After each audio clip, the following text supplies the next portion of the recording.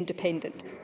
Westminster governments we don't vote for, imposing policies we don't support, too often holding us back from fulfilling our potential. That reality has rarely been starker than it is now. The Conservatives have just 6 MPs in Scotland, barely 10% of Scottish representation, and yet they have ripped us out of the EU against our will. They have created the worst cost of living crisis in the G7 and saddled us with the second lowest growth in the G20. They are intent on stoking industrial strife, demonising workers and provoking a trade war. Businesses and public services are struggling for staff because freedom of movement has been ended. Our young people have been robbed of opportunity. Presiding Officer, the Scottish Government will do everything in our power to mitigate the damage. But that is not enough. Our country deserves better. And yet this Parliament, looked to for leadership by so many across Scotland, does not have the power to tackle the root causes of the financial misery being inflicted on millions.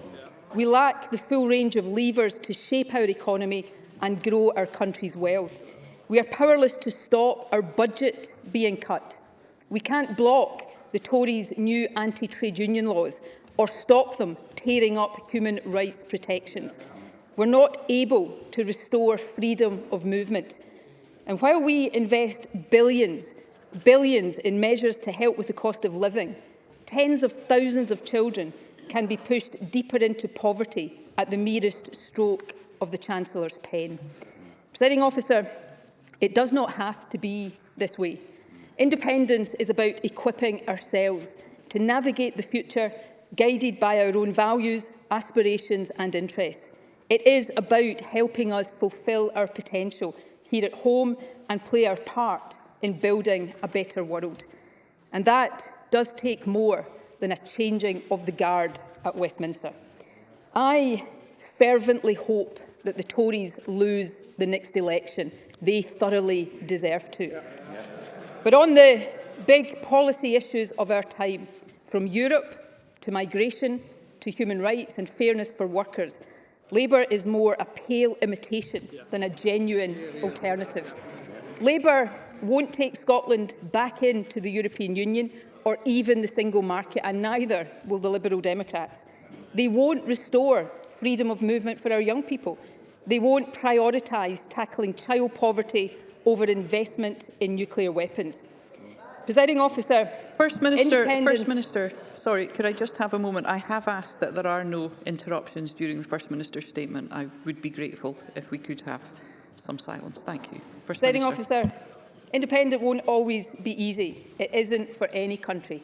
But independence will give us the opportunity to chart our own course, to build a wealthier, greener, fairer nation, to be outward-looking and internationalist, to lift our eyes and learn from the best.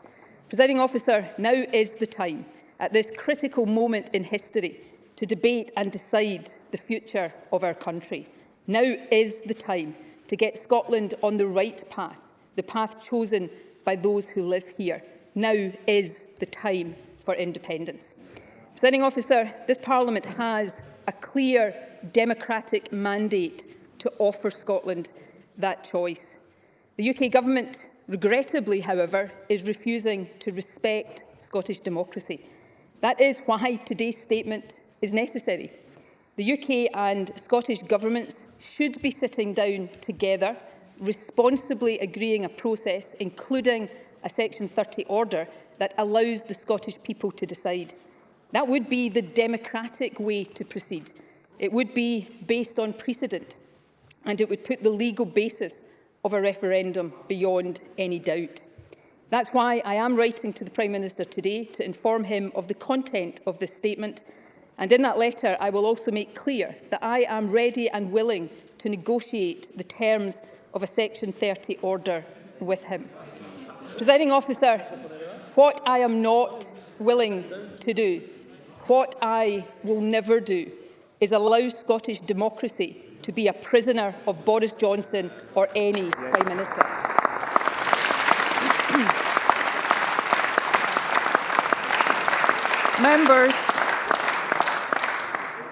Members, there should be no interruptions. Thank you. Any interruptions? Thank you. Presiding Officer, the issue of independence cannot be suppressed. It must be resolved democratically. And that must be through a process that is above reproach and commands confidence. That is why I am setting out today the actions the Scottish Government and the Lord Advocate will take in the absence of a Section 30 order to secure Scotland's right to choose. My determination is to secure a process that allows the people of Scotland, whether yes, no or yet to be decided, to express their views in a legal, constitutional referendum so that the majority view can be established fairly and democratic. The steps I am setting out today seek to achieve that. They are grounded in and demonstrate this government's respect for the principles of rule of law and democracy. Indeed, these core principles, respect for the rule of law and respect for democracy, underpin everything I say today. Respect for the rule of law means that a referendum must be lawful. That, for me, is a matter of principle, but it is also a matter of practical reality. An unlawful referendum would not be deliverable. Even if it was, it would lack effect. The outcome would not be recognised by the international community. Bluntly, it would not lead to Scotland becoming independent. Presiding Officer, it is axiomatic that a referendum must be lawful. But my deliberations in recent times have led me to this further conclusion. The lawfulness or otherwise of the referendum must be established as a matter of fact, not just opinion. Otherwise, as we have seen again in recent days, opposition parties will just keep casting doubt on the legitimacy of the process so that they can avoid the substantive debate on independence which Scotland deserves, but they so clearly fear. That is not in the country's best interests. Let me turn then to the detail of the steps we will now take to secure that objective of an indisputably lawful referendum, and then ensure that from today we can focus on the substance of why Scotland should be independent. Presiding Officer, I can announce, first of all, that the Scottish Government is today publishing the Scottish Independence Referendum Bill. I will draw attention in particular to three key provisions of this bill. Firstly, the purpose of the referendum, as set out in Section 1, is to ascertain the views of the people of Scotland on whether or not Scotland should be an independent country. In common with the 2014 referendum, indeed in common with the Brexit referendum and the referendum to establish this Parliament, the independence referendum proposed in the bill will be consultative, not self-executing, just as in 2014 and recognised explicitly in the 2013 White Paper.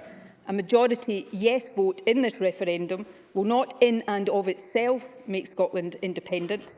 For Scotland to become independent following a yes vote, legislation would have to be passed by the UK and Scottish Parliaments. Now, there has been much commentary in recent days to the effect that a consultative referendum would not have the same status as the vote in 2014.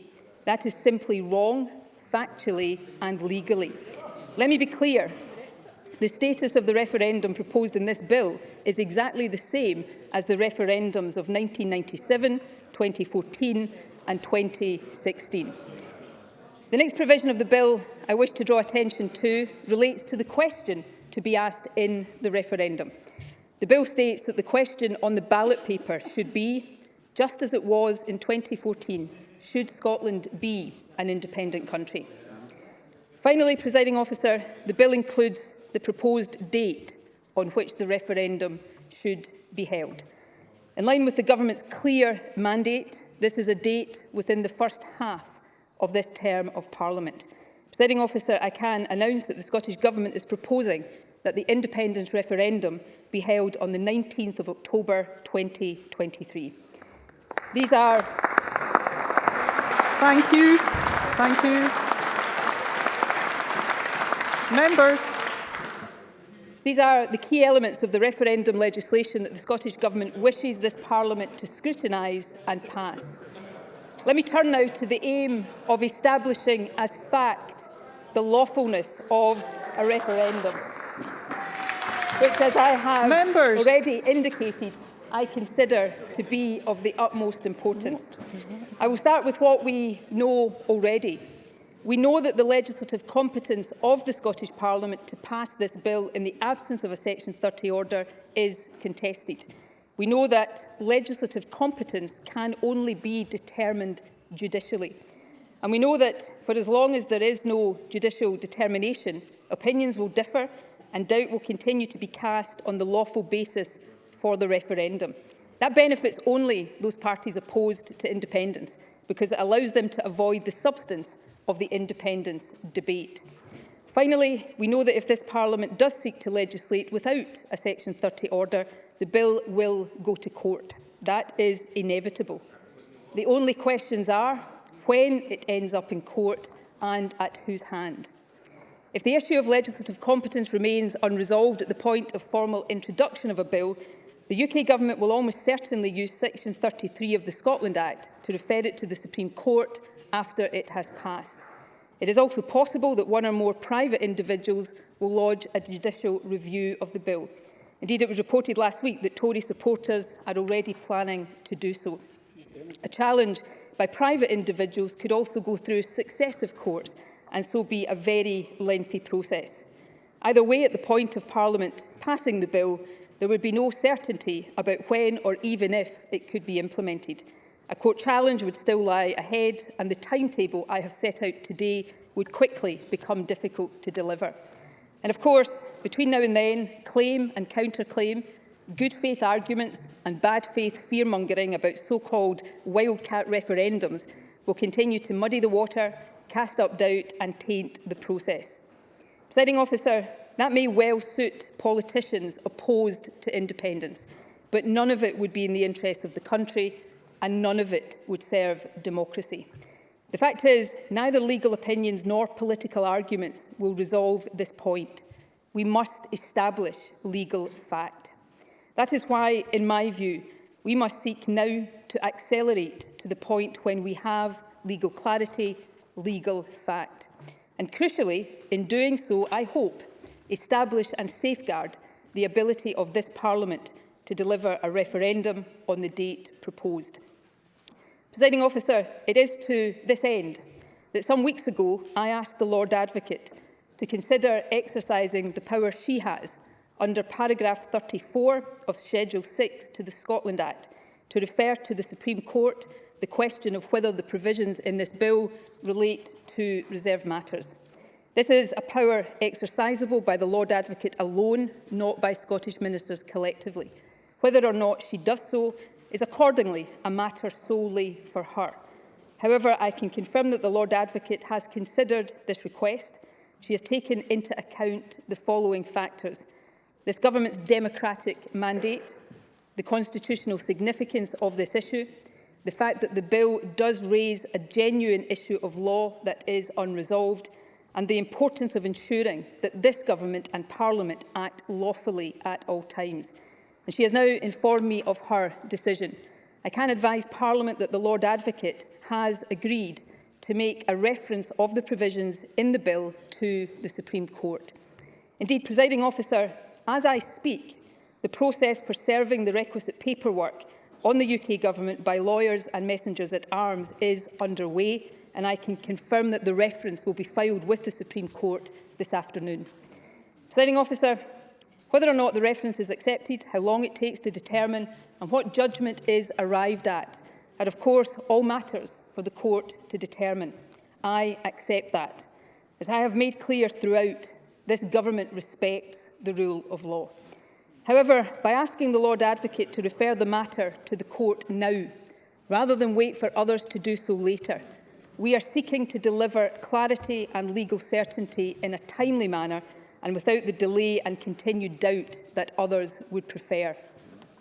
Presiding Officer, obviously it is this Government's hope that the question in this bill, proposing a referendum that is consultative, not self-executing, and which would seek to ascertain the views of the Scottish people for or against independence will be deemed to be within the legislative competence of this Parliament. If that outcome is secured, there will be no doubt whatsoever that the referendum is lawful. And I can confirm that the Government will then immediately introduce the bill and ask Parliament to pass it on a timescale that allows the referendum to proceed on the 19th of October next year. It is, of course, possible that the Supreme Court will decide that the Scottish Parliament does not have power to legislate even for a consultative referendum. To be clear, if that happens, it will be the fault of Westminster legislation, not the court. Members. Obviously, that would not be the clarity we hope for. But if that is what the law establishing this Parliament really means, it is better to have that clarity sooner rather than later. Because what it will clarify, Presiding Officer, is this: any notion of the UK as a voluntary union of nations is a fiction. Any suggestion that the UK is a partnership of equals is false. Instead, we will be confronted with this reality. No matter how Scotland votes, regardless of what future we desire for our country, Westminster can block and overrule. Westminster will always have the final say. Presiding Officer, there would be few stronger or more powerful arguments for independence than that. And it would not be the end of the matter, far from it. I said earlier that two principles would guide what I said today: the rule of law and democracy. Democracy demands that people must have their say. So finally, in terms of process, let me confirm this, although it describes a scenario that I hope does not arise.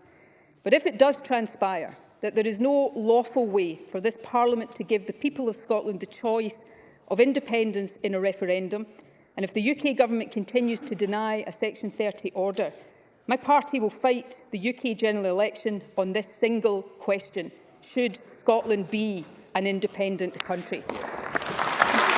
Members. Presiding Officer.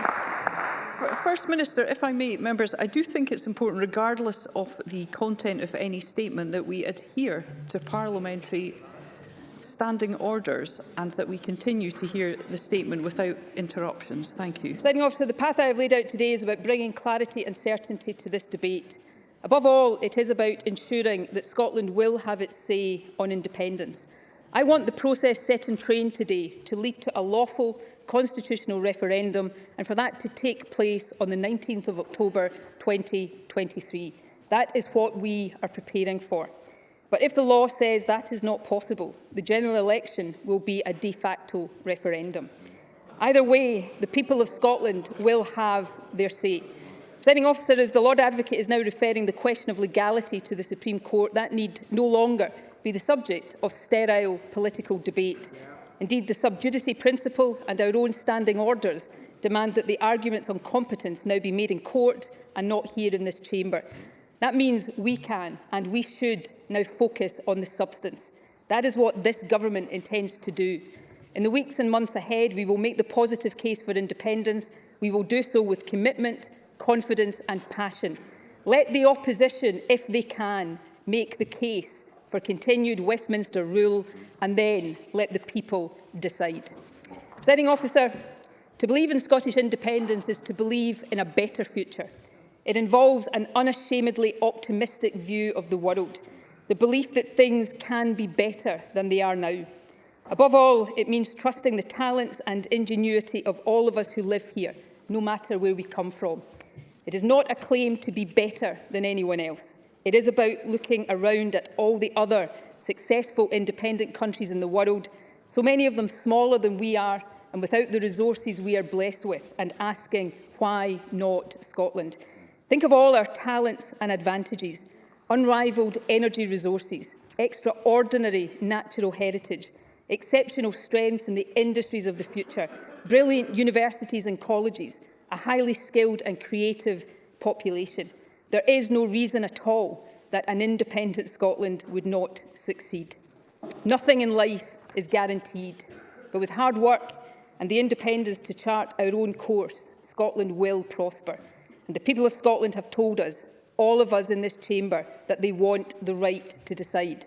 Presiding Officer, today we have set out the path to deliver it.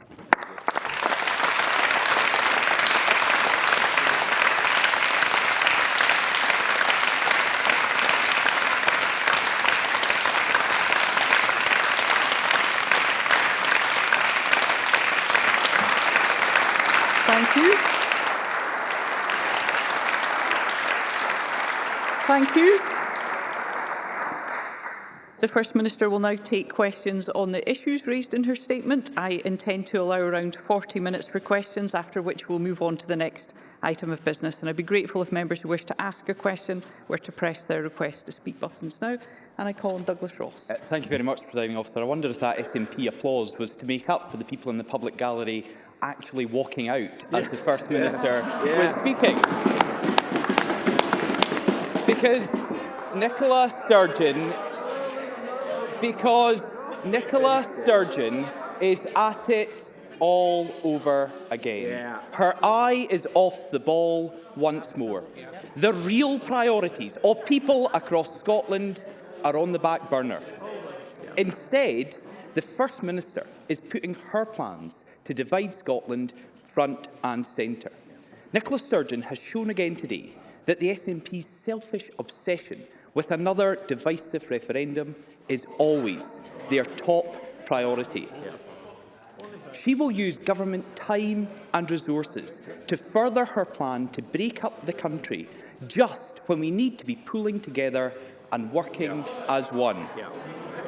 All of our focus should be on tackling these huge challenges we face right now, helping families with their bills, supporting frontline services and creating good jobs. A potentially illegal referendum next year is the wrong priority for Scotland. Members, we will hear Mr Ross. Thank you. Well, SNP members are unhappy about that. It is being referred to the court because the legality of it is not known. Therefore, it is a potentially illegal referendum, and it would distract away from our recovery. It will damage our efforts to rebuild the country after COVID. It is also the last thing a clear majority of Scottish people want. The First Minister speaks of fear. The First Minister speaks of fear. But what concerns all of us is the price Scotland pays for her continued obsession with another referendum. So we won't play Nicola Sturgeon's games. We won't take part in a pretend poll when there is real work to be done. Real work on the global cost of living crisis. Real work to invest in public services. Real work to rebuild our economy. Those are our priorities, and they're the real priorities of people across Scotland as well. But instead of focusing on the right priorities, Nicola Sturgeon is railroading this Parliament into talking about the SNP's obsession. On the First Minister's watch, this is becoming a do-nothing Parliament. Nicola Sturgeon has confirmed today that she will introduce a bill for another independence referendum. But what is she doing about the country's top priorities? Nothing. Education, no bills. Drugs, no ideas. Ferries, none that float. That is Nicola Sturgeon Scotland, and this Parliament is beginning to be a Parliament that doesn't get to act on the people's real priorities. A Parliament that only exists to further the SNP's interests. A do-nothing Parliament with a First Minister obsessed with another referendum at all costs. So can I ask the First Minister, why should the people of Scotland's real priorities be put on the back burner for another divisive, damaging independence referendum? First Minister. Well, I think at the last count, Douglas Ross had 3 jobs. He may be a do-nothing MSP, but this is certainly a do-much Parliament. Douglas Ross has also demonstrated members, thank you. An apparent inability to actually listen to what was said in the statement. I know that the legality of a referendum passed by this Parliament without a Section 30 order is contested. That is why I have asked the Lord Advocate to refer the matter to the Supreme Court so that that can be put beyond any doubt. A referendum that goes ahead will be indisputably legal because the Supreme Court will have deemed it so. And at that stage, any claims about boycotts will sound even sillier than they do now and demonstrate one thing and one thing only. The Conservatives have no confidence in the arguments for the continuation of the Union. Now, we have this strange conundrum, don't we, in Scotland, where the Tories suggest that nobody in Scotland wants the opportunity to choose independence in a referendum, and yet they have somehow managed to elect a majority of MSPs in this Parliament who propose an independence referendum. Douglas Ross also says that a clear majority don't want independence. Can I gently suggest to him, if he was confident in that, he would be desperate to put the question to the people of Scotland in a referendum.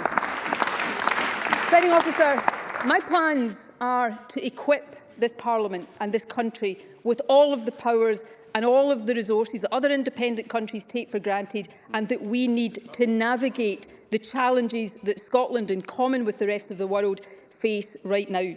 The truth is, Scotland is paying a price for not being independent, ripped out of the European Union and the single market completely against our will, suffering one of the worst cost of living crises in the developed world because of that, higher inflation than any other G7 country, lower growth than any G20 country other than Russia. We're seeing children pushed into poverty by a Conservative government that we didn't elect. Scotland needs independence to better navigate those challenges so that all of the focus, all of the power, all of the resources of this government and future Scottish governments can be on exactly that, addressing the priorities of the Scottish people in line with mandates given by the Scottish people. I call Anna Sarwar. Presiding Officer, it's important to establish the legal basis of a referendum, but it's also important to consider the timing, the context and the effect. And I think the First Minister gave the game away in the latter part of her statement. This is actually all about the general election and the SNP having some relevance in it than actually about the Scottish people. But it's important to recognise the context of the election campaign last year. We were still a country living under COVID restrictions. Over 10,000 of our fellow citizens had lost their lives.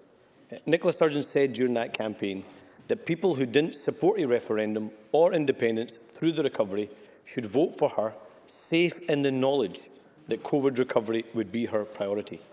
COVID hasn't gone away and our recovery hasn't even started. Since that election, and when Nicola Sturgeon gave that pledge, 4,000 more Scots have lost their lives. 43 in the last week have died due to COVID. There are over 700,000 Scots on NHS waiting lists, over 10,000 children and young people waiting for a mental health appointment, almost 20,000 fewer businesses in Scotland today than when the pandemic began. And this week, the ONS warned that inflation could reach 11%, meaning higher bills and deepening the cost of living crisis. For households across the country, it doesn't feel like the crisis is over. Isn't it the case that the pandemic Nicola that said she wanted to pull us through is gone, and the partisan Nicola Sturgeon that wants to divide our country is back, pursuing a referendum that 2/3 of Scots don't want right now? Worse still, isn't she using the thank you she was given and the promise she made to lead us through the recovery to instead pit Scot against Scot and focus on her priority, her obsession and her purpose? Frankly, Scotland deserves better. First Minister. Democracy is not pitting anyone against anyone. Democracy is allowing the people of the country, all of the people of the country, to choose. That is not just the right way to resolve differences of opinion on the Constitution. That is the only way to resolve these differences of opinion. It doesn't surprise me to hear the Conservatives say differently. It does still surprise me to hear Labour set its face so firmly against that fundamental concept of democracy. Anna Sarwar said it's all about the context and the timing of a referendum. He may have more credibility in saying that if his position wasn't exactly the same as the Tories, which is that Scotland should never get the right to choose independence in a referendum. And let me say, the First Minister standing here is the First Minister who does and who always has believed that the right thing for Scotland, to have the powers, the levers, the resources in our hands to chart our course in line with our values, our interests and the aspirations, ambitions we have for the country. I don't want a recovery in the mould of Boris Johnson and the Conservative Party. Anna Sarwar is right, COVID hasn't gone away. But I tell you what has happened. A Westminster Tory government that we didn't vote for has taken the funding for dealing with COVID away from this Parliament. We're seeing a Chancellor take money away from the poorest in our society. The way to build a recovery, the way to build the kind of country we want, that Anna Sarwar and I probably agree on, is to put the levers and the control of that in the hands of the people of Scotland. That is what independence is about. And as long as Anna Sarwar and his party set their face against that, then I suspect they will continue to struggle in the way that they have over the last decade and more. Alex Cole-Hamilton. Thank you very much, Presiding Officer. Well, here we are again, and what an appalling waste. What an appalling waste of energy and focus this is. Frankly, I can think of better uses of our time, and Presiding Officer, I am not alone. I am sure that those waiting for cancer care in the longest queue on record can think of better uses of our time. Those children suffering long COVID, left disappointed after they waited to meet her in the cold outside Parliament this afternoon, can think of better uses of our time. The island ferry passengers, the Ukrainians stuck in hotels, those victims of violent and sexual crime left waiting for justice can all think of better uses for our time. Presiding Officer, the First Minister is putting disquiet in her party ahead of the needs of this country. So can I ask her why her fixation with breaking up the United Kingdom will always trump the needs of the people that we are all here to serve? First Minister. Presiding Officer, we have so many Ukrainians here in Scotland right now in the process of being given refuge because we fought to get a super sponsor scheme in order to speed up the process for those fleeing the war in Ukraine. And we would be able to give more refuge to people fleeing conflict and famine from around the world if we were not trapped in a hostile environment immigration policy by a government we don't vote for and doesn't have the support of people across Scotland. And yes, it is this government's responsibility to support the NHS into and through recovery. It is this government's responsibility to deliver for long COVID patients. But I pose the question, are we going to be better able to do that or not, in charge of our own budgets and resources, or still subject to a government that cuts the budget of this Parliament at every opportunity? And finally, Presiding Officer, it's not that many years ago that Alex Cole-Hamilton and I were actually on the same side of a debate in the Brexit referendum, when he told people across Scotland, rightly, that Brexit would be a disaster, and so it is now proving. But the difference between Alex Cole-Hamilton and I is his party no longer even says that it would try to take Scotland back in to the European Union. Well, I don't want to give up on that European ideal and aspiration. Now the only route for Scotland back into the European Union and to the European family of nations is by becoming an independent country.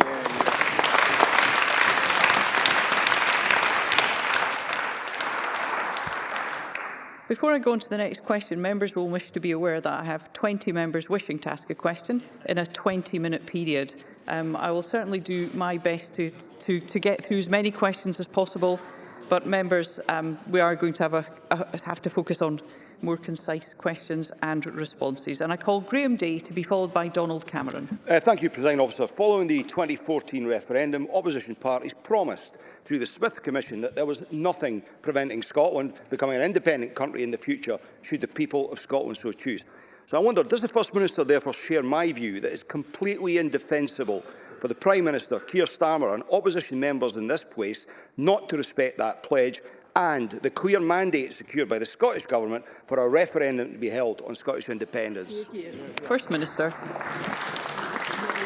Well, of course, in the 2014 referendum, the leaders of the no parties at the time said power lies with the Scottish people, and it is for the Scottish people to decide how Scotland is governed. Until, of course, Scotland might take a decision that they don't like, and then they think their right is to block it. And yes, of course, the Smith Commission said there was nothing in it that prevented Scotland becoming independent. The truth, Presiding Officer, is this: the opposition parties in this chamber will always try to block an independence referendum.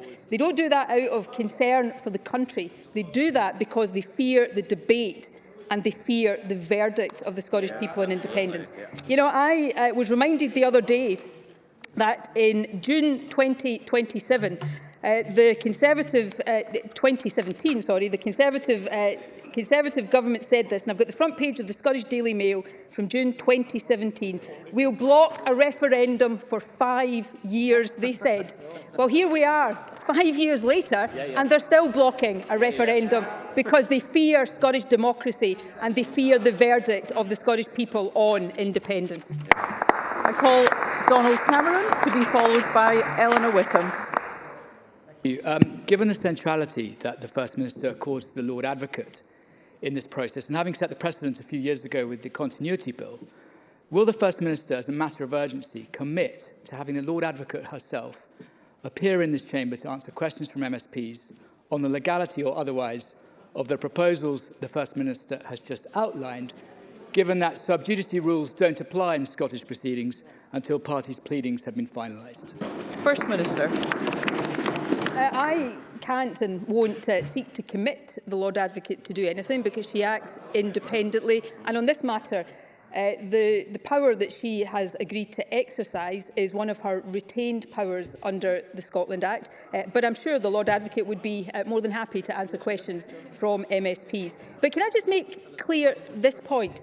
The course of action that has been set out today is to ask the Supreme Court to opine on the legality of a referendum, not to make it the matter of opinion, even the matter of very esteemed legal opinion, but to get that judgment from the Supreme Court to put the lawfulness of a referendum beyond any doubt. I cannot imagine how anybody in this chamber could find anything in that aspect of my statement to disagree with in any way, shape or form. Eleanor Whittam to be followed by Sarah Boyack. Does the First Minister agree with me that, aside from the fact that it is our sovereign right as Scottish citizens to determine the democratic path our nation will take, that the current cost of living crisis where the most vulnerable in society are consistently being failed by the UK Government, and recognising that the Scottish Government is doing more than any other UK administration to tackle poverty and support hard-pressed households, does the First Minister think that all of this serves to highlight just how important it is for the Scottish citizens to exercise their democratic right to decide which government they can trust to address this urgent crisis and our recovery from the pandemic via a referendum on independence? First Minister.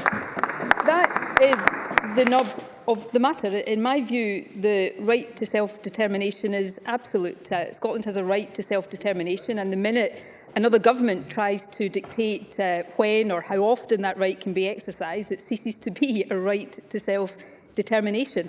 But this is not just abstract. Independence is about addressing better the key challenges we face as a country and being able to better fulfil our full potential as a country.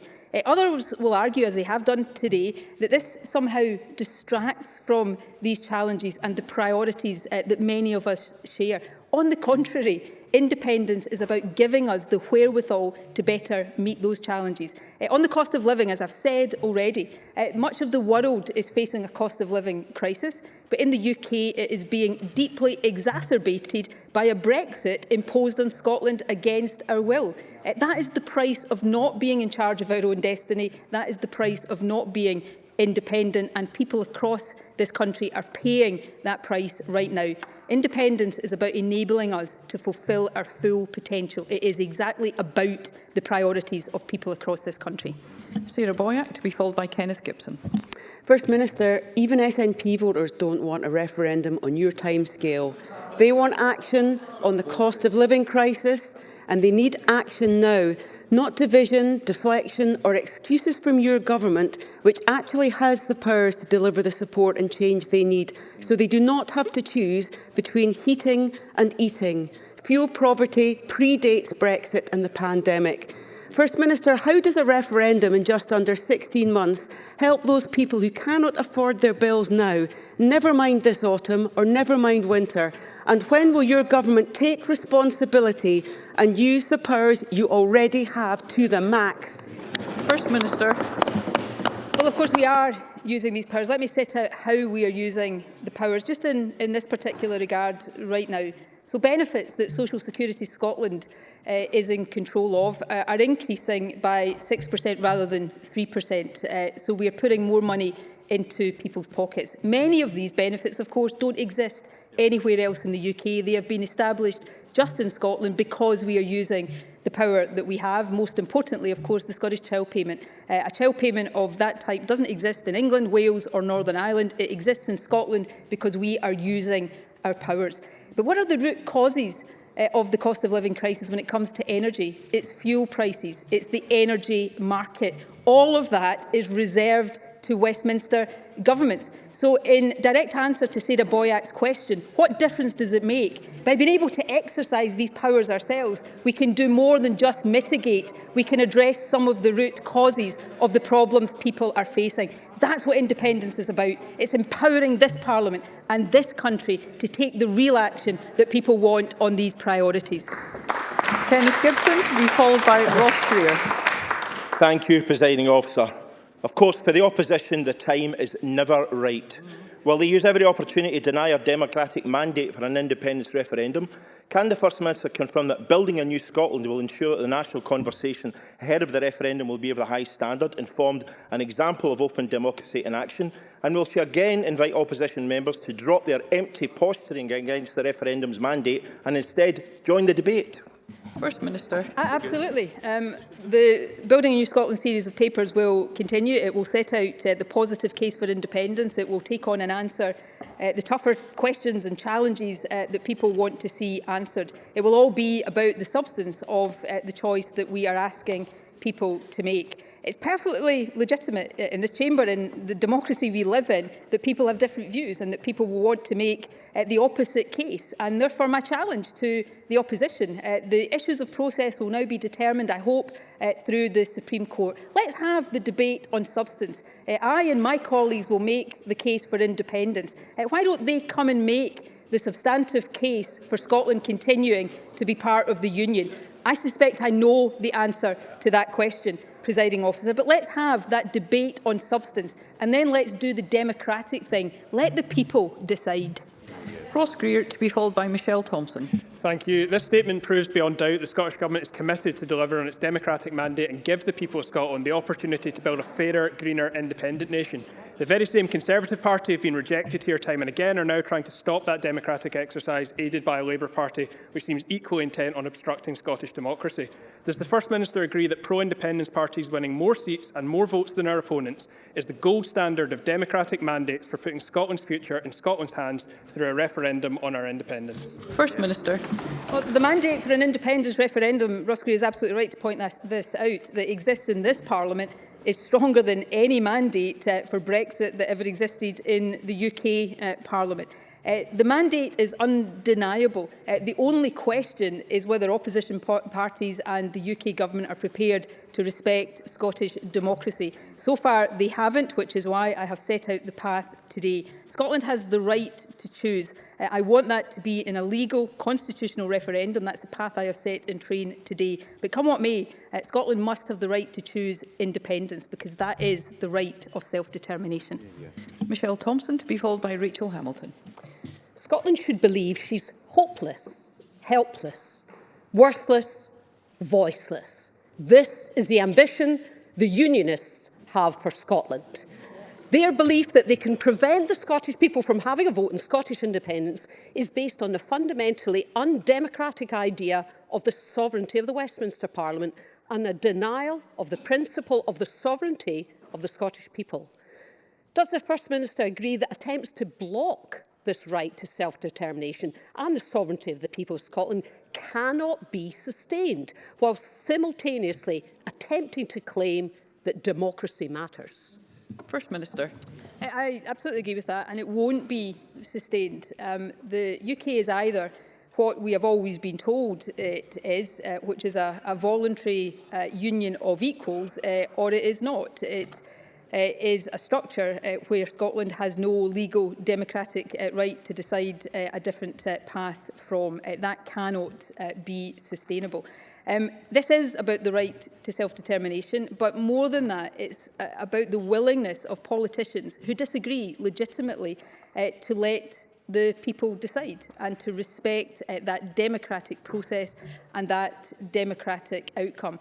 I heard some unionist politician, I can't remember which one, they all begin to sound the same after a little while, in recent days say that the thing is they'd worked it out, that I didn't really want a referendum, and I didn't think that we would win one if we got one. Well, do you know what? I suspect if any of the unionist parties actually thought either of those things were the case, they'd be rushing to call my bluff. So there's an invitation today to all of them, Presiding Officer. Come on, call my bluff. I call Rachel Hamilton to be followed by Jim Fairley. Thank you, Presiding Officer. General Sir Patrick Sanders, in his address to the Royal United Services Institute think tank, says his singular focus is mobilising the British Army to help prevent the spread of war in Europe by being ready to fight and win alongside our NATO allies and partners. Presiding Officer, these are serious times. Putin continues to invade Ukraine. We have a cost of living crisis due to a global inflation, and public services are trying to recover from the pandemic. Now has been the time every year for you, First Minister. But why is it that your constitutional obsession is more important than global peace, security and recovery? First Minister. That is utterly shameful, and I think people across the country will see it as that. All of us stand united behind the people of Ukraine, and none of us should seek to use their plight and the horror they are living through for our own political ends. But I tell you this, Presiding Officer, we do live in very, very serious times, which is why I want to see Scotland and independent Scotland being truly internationalist, rejoining the European family of nations and playing our full part, albeit as a relatively small country, in trying to build a better world for today and for future generations. And I don't think, I really don't believe that the response to what is happening across Europe right now and the gravity of that moment is in our own country to try to block democracy. Quite the reverse is the way to respond to that. Jim Fairley to be followed by Pauline McNeill. Thank you very much, Presiding Officer. Can I first of all congratulate the First Minister and the Cabinet for delivering the voice of the people first, because Westminster is clearly intent on destroying the idea of the UK as a voluntary partnership of nations. A Tory UK government with only 6 MPs from Scotland, supported in this issue by Labour, is seeking to deny the democratic right of the people of Scotland to choose their own future. So the First Minister share my concern and indeed anger that there's total disdain for the democratic will of the people of Scotland. And why are they so afraid of respecting the right of the people of Scotland to choose their own future? First Minister. Well, they're afraid of allowing people to choose their own future in Scotland because they are afraid and they suspect that when people get that opportunity, they will choose to be independent, because in the years since 2014, of course, we have seen all of the things that were promised by the No campaign turn to dust. We have seen many of the things that the No campaign said would happen if Scotland voted yes happen because Scotland.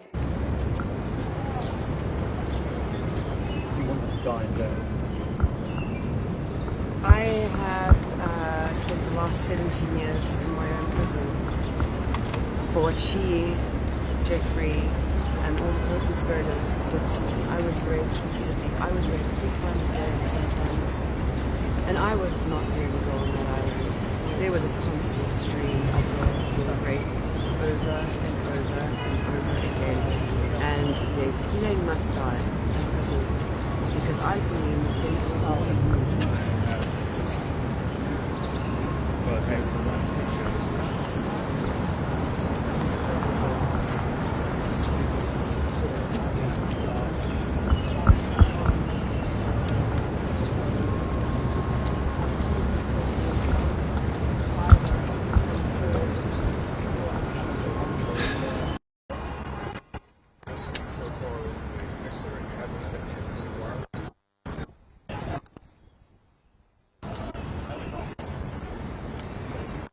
there's a lot of work for you. You were like the 13th guy.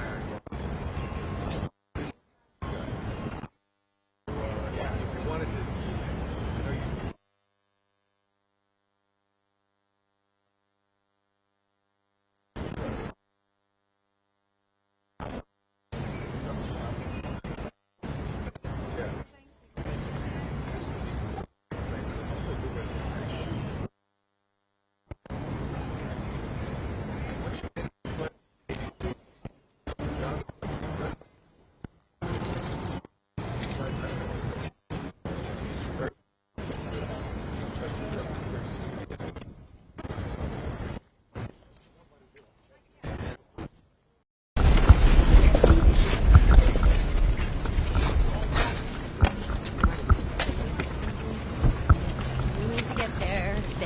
Figure themselves out.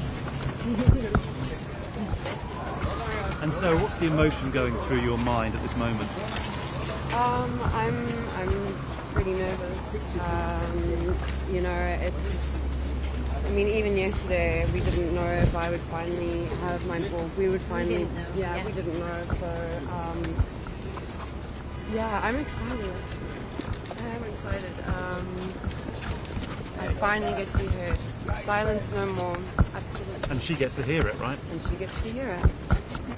The entire world gets to hear it. Yeah, should we cross Finally. the... Where is the entrance? Yep.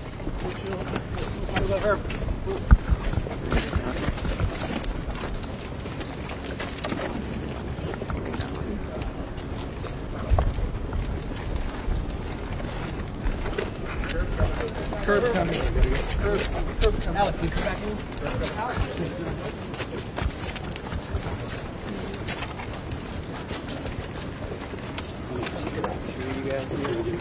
Sorry.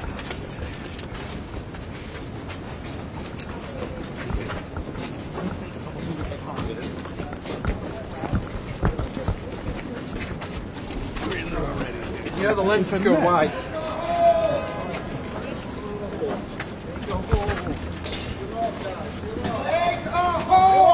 How are you feeling right now? Down. What are you hoping for? Excited, strong. Good luck, ladies.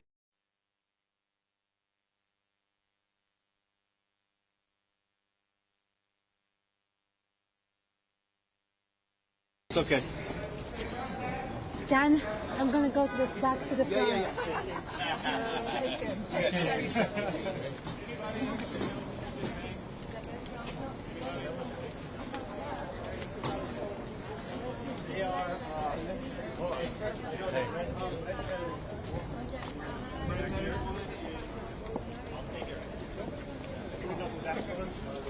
They both said their name in the scrum, but I. So the girls going in and out all the time. She wasn't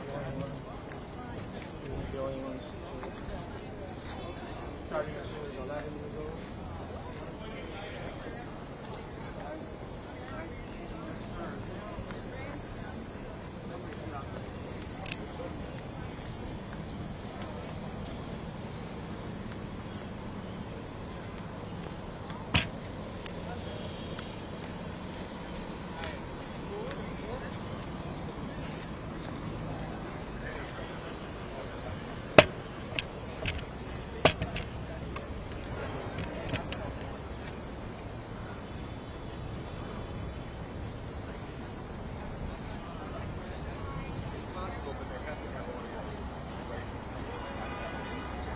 Everybody waiting on. Maxwell trial. Oh my God. Yeah, it's the sentence. Today? Yeah.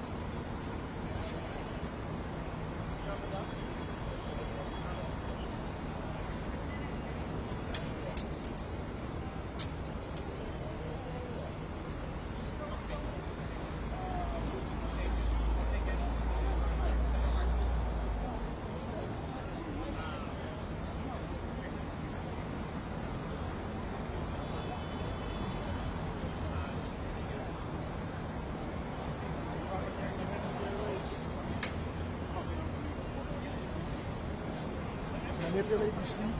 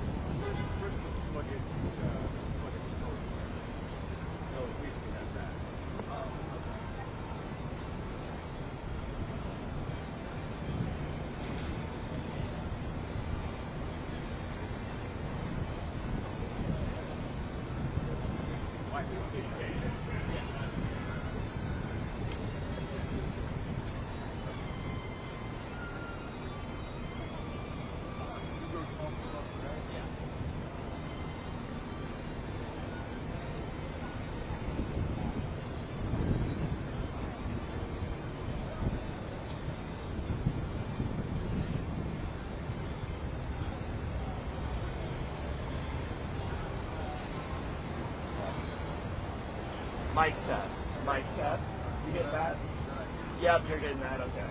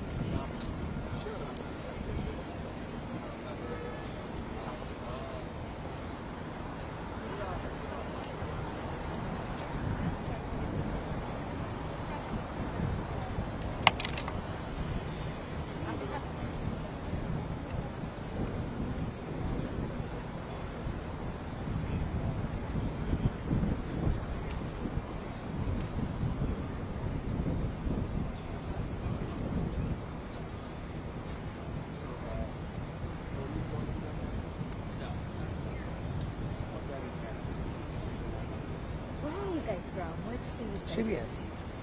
Wow. Wow.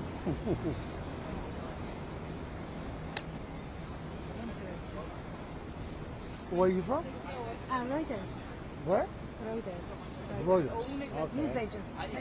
It's a news agency. Oh, okay. Nice to meet you. Very nice to meet you. I saw you guys at Washington Square Park. Yeah, we were around. We were I around. saw you there. Yeah, we got us going up and down. Yeah, I know that. Good. Good? I'm good. I can hear them. Yeah. So what was the issue?